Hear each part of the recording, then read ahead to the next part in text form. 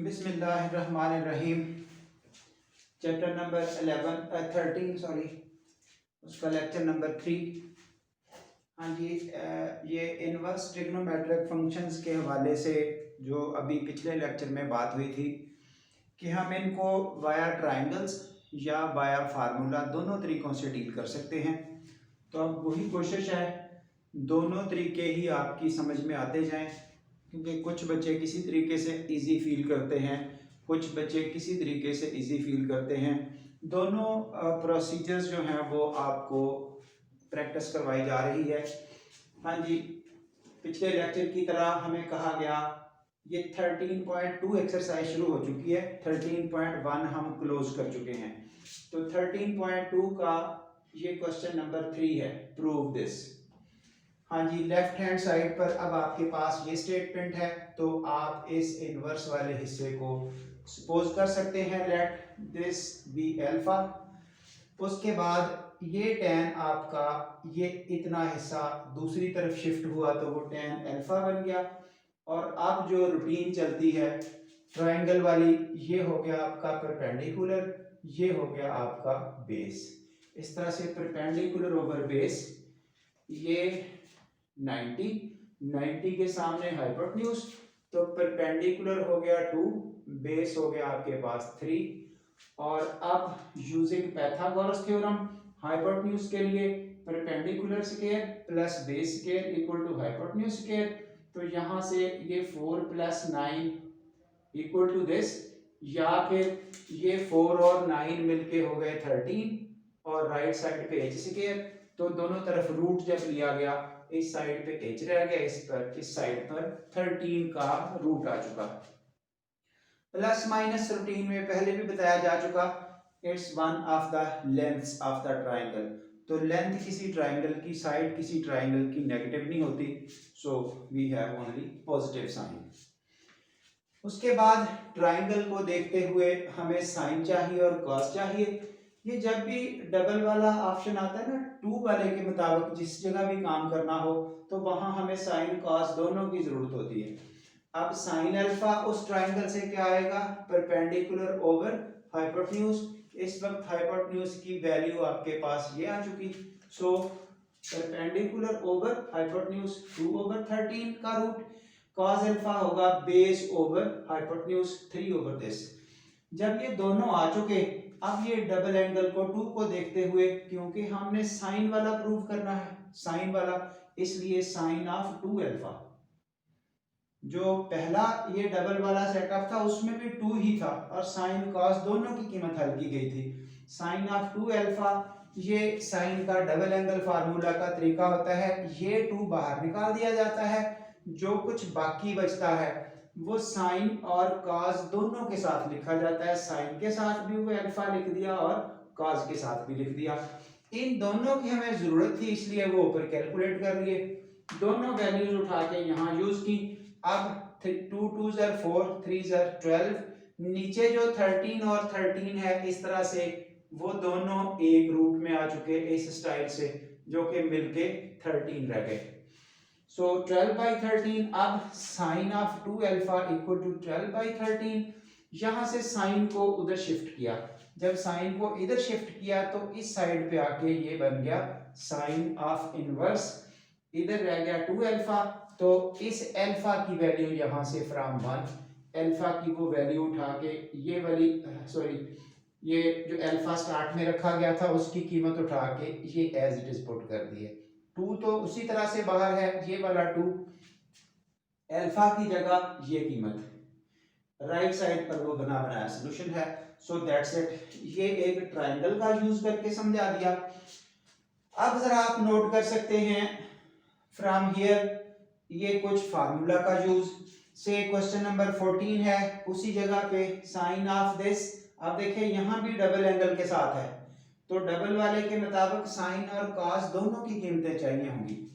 ये देखिए इस इनवर्स वाले हिस्से को उसी तरह से सपोज किया अल्फा, यहां से कॉस इनवर्स उधर शिफ्ट होके कॉस अल्फा बन गया, तो कॉस अल्फा की तो कीमत आ चुकी। अब रह गई साइन अल्फा की, तो साइन अल्फा के लिए ट्रायंगल बनाना है तो आपकी मर्जी, जिधर से आसान हो सके। तो जो जब cos और sin का ही सिर्फ हल करना हो तो ये लिंक बड़ा आसान है, sin square theta plus cos square theta equal to 1, जो कि बीसियों टाइम यूज हो चुका, अब इसकी तो बात करना ही फजूल है। हाँ जी, वो cos की कीमत लगाई x, ये स्क्वायर हो गया, यहाँ से x स्क्वायर उधर शिफ्ट हुआ, तो उसके बाद ये sin अल्फा की कीमत बनानी है, तो दोनों तरफ आपने रूट लिया, तो sin alpha equal to this.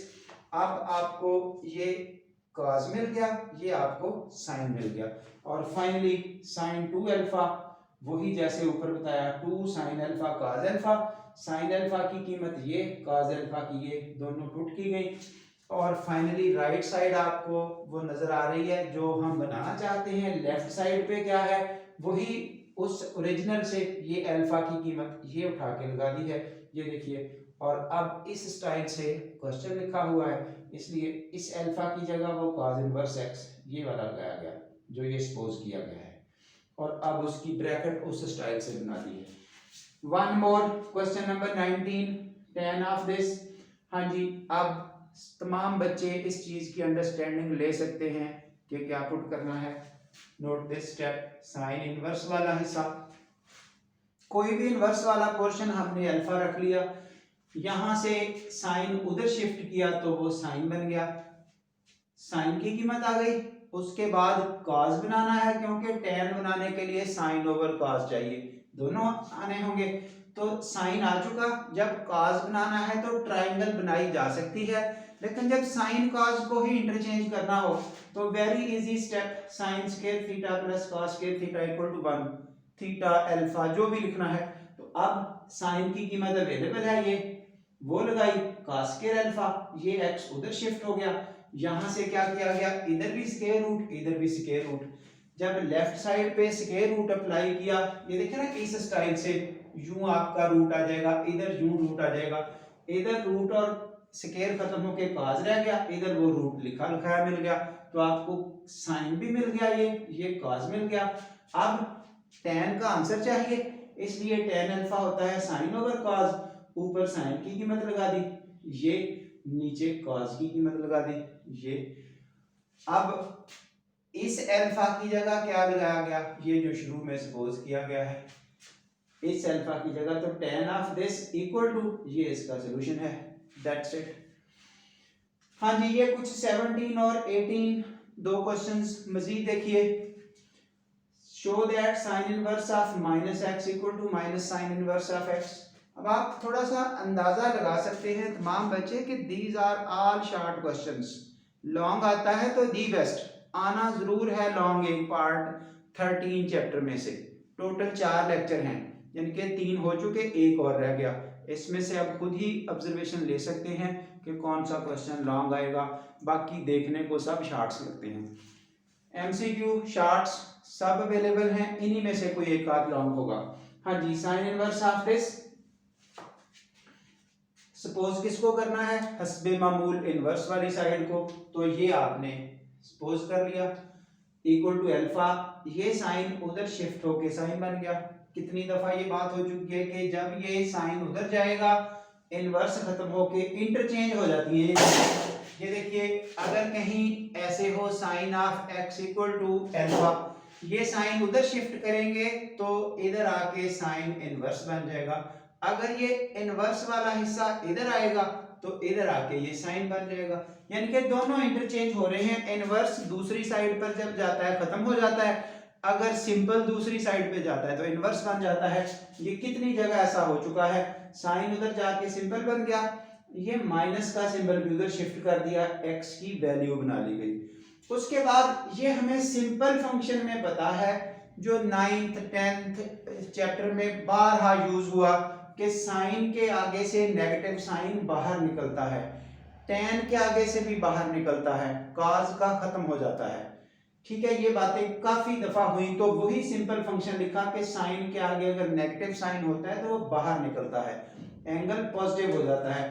उसके बाद इनकी सिर्फ कीमतें पुट हुई हैं, ये देखिए, इसकी जगह पर ये यहां से कीमत x, ये माइनस साइन अल्फा, ये x लगा दिया, अब साइन उधर शिफ्ट करके साइन इनवर्स बना दिया, ये वाला साइन दूसरी तरफ शिफ्ट होके साइन इनवर्स हो गया, ये माइनस अल्फा रह गया।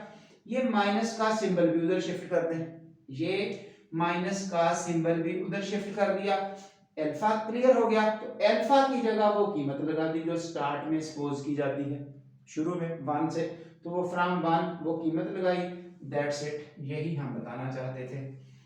सिमिलरली एक पार्ट tan इनवर्स माइनस का है, लेकिन वो अब स्मार्ट सिलेबस में नहीं है, वो भी इन्हीं लाइनों पर किया जा सकता है, उसका नंबर 16 है क्वेश्चन का, बहरहाल छोड़ें। क्वेश्चन नंबर 18, ये cos इनवर्स के हवाले से ये प्रूव करना है। हाँ जी, आप सब बच्चे बता सकते हैं, सपोज किसको करना है, इस इनवर्स वाले हिस्से को, cos inverse of minus x is equal to alpha, यहां से cos इधर शिफ्ट किया तो सिंपल बन गया क्योंकि इधर इनवर्स था, माइनस का सिंबल भी उधर शिफ्ट कर दिया, इसी तरतीब से अब ये आ गई। यहां से हम ये चलते चलते अब इधर शुरू करें। वी नो दैट अब सिंपल फंक्शंस में हमारे पास ये रिजल्ट होल्ड करता है pi minus something equal to minus of this. ये देखिए ये कैसे होल्ड करता है, जो पाई है वो ये लाइन है पाई की, ये है 0, ये है पाई बाई 2, ये यानी कि 180 है। जब पाई से कुछ कम करेंगे तो क्वाड्रेंट नंबर सेकंड होता है, सेकंड में cos नेगेटिव होता है, इसलिए ये आंसर। ये जो पाई है इसको हम फर्स्ट चैप्टर ये 10th चैप्टर में पढ़ चुके हैं, u इंटू 2 पाई बाई 2, वो इवन मल्टीपल वाला सिलसिला, cos of 2 into pi by 2 equal to ये जो इवन मल्टीपल है, अलाइड एंगल के मुताबिक हमने इसकी यूटिलाइजेशन की थी। बहरहाल cos of pi minus alpha equal to minus cos alpha.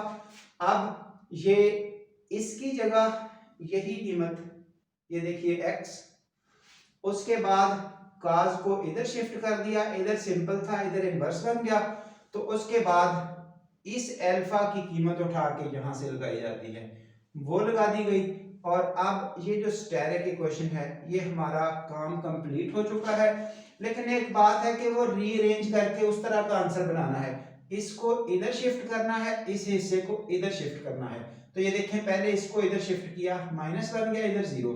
अब इस वाले ग्रुप को, ये जो इतना माइनस वाला है ये इधर ले आइए, इधर आ चुका, तो लिखने को इसको इधर लिख दिया, इसको इधर लिख दिया, just rearrangement of the terms है, सो दैट्स इट, ये प्रूफ हो चुका। ये एक एग्जांपल 13.1 की बैक पर बची हुई थी, उसमें ना cos इनवर्स के आगे माइनस की कीमत दी हुई थी, find the value of this. ये बहुत ब्लंडर होता है, ये एंट्री टेस्ट का इंपॉर्टेंट 3 क्वेश्चन है। ये माइनस साइन बच्चा गलती से खत्म कर जाता है क्योंकि उसके माइंड में होता है cos का नेगेटिव खत्म हो जाता है, बिल्कुल खत्म हो जाता है। ये इनवर्स फंक्शन है, तो इनवर्स में फार्मूला ये चलता है, जब cos इनवर्स के आगे माइनस आता है तो पाई माइनस फिर वो प्लस बनता है। तो ये देखिए cos इनवर्स ऑफ माइनस, ये पाई माइनस, ये जो फार्मूला भी आपने ऊपर प्रूव किया, ये एंगल प्लस हो गया। अब cos के टेबल में 1/2 कीमत कहाँ होती है, 60 पर, cos 60 का आंसर होता है 1/2, तो ये 60 लिखा, यानी कि पाई बाई 3 60। अब इसको सिंप्लीफाई किया तो आपके पास ये आंसर। जिस बच्चे ने डायरेक्ट माइनस खत्म कर देना है उसने पाई बाई 3 यानी कि 60 पे टिक कर देना है। एंट्री टेस्ट का एमसीक्यू है, बहुत ही इंपॉर्टेंट, बोर्ड में आता है तो वो अलग बात है, लेकिन ऐसे क्या क्वेश्चन एंट्री के होते हैं, यहाँ ये शॉर्ट लेवल में पूछे जाते हैं। हाँ जी, यहाँ तक ये तीसरा लेक्चर खत्म हुआ, इस चैप्टर का एक लेक्चर और रह गया, इसके बाद ये चैप्टर क्लोज हो जाएगा 13। यहाँ तक जिस बच्चे को बहुत अच्छी समझ आई वो ज़ाहिर है चैनल को लाइक ज़रूर करें, दोस्तों में शेयर करें ताकि ज़्यादा से ज़्यादा लोग इससे फ़ायदा उठा सकें, और इसको सब्सक्राइब भी करें ताकि आप तक फौरी तौर पर जब हमारा कोई नई वीडियो नया लेक्चर लोड हो तो फौरी तौर पर आपके पास पहुंच सके और आप इससे फ़ायदा उठा सकें। Thank you very much.